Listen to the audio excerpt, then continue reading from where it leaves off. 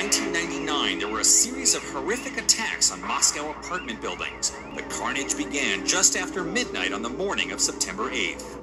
Early that morning, a call came in about an explosion and fire in a residential building. Within 15 minutes, fire and rescue personnel were at the scene, fully shocked by the unprecedented devastation in front of them. A 9-story building had been utterly destroyed by a massive explosion. The first explanation was that it was all due to a gas leak.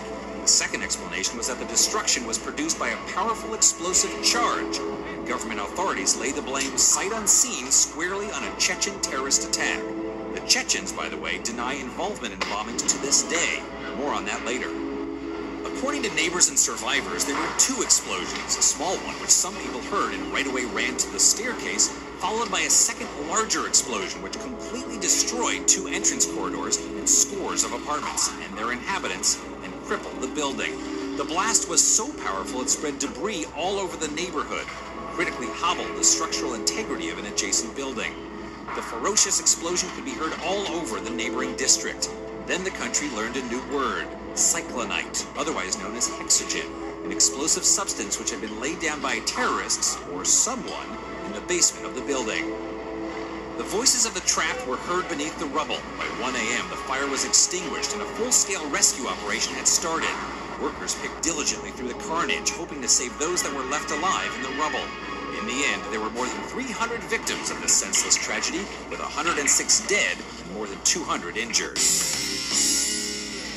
Just 4 days later, at around 5 o'clock on the morning of September 13th, the emergency rescue teams, who barely had time to unpack after the first explosion, were again called to duty. There'd been a new but eerily similar blast at a different building, also in Moscow, but in a different neighborhood.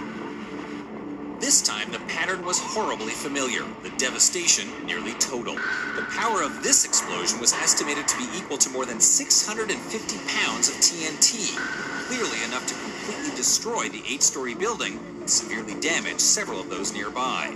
Adjacent buildings had stairwells totally destroyed, large cracks appeared in their walls.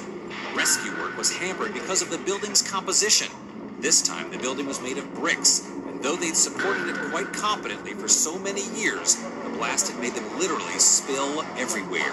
The rubble had to be painstakingly removed by hand. Most of the victims, buried under tons of bricks, had virtually no chance of survival. And as would happen in New York almost exactly 2 years later, the flyers and lists of the missing sprang up everywhere. In total, 9 people still alive were removed from the smoldering rubble by rescuers. Seriously injured, they were taken to a nearby hospital.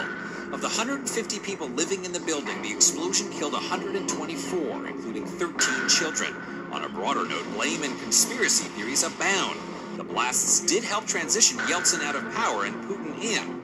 In the end, we may never really know who was to blame for these blasts. Still in all, it was a pretty terrible week in Moscow.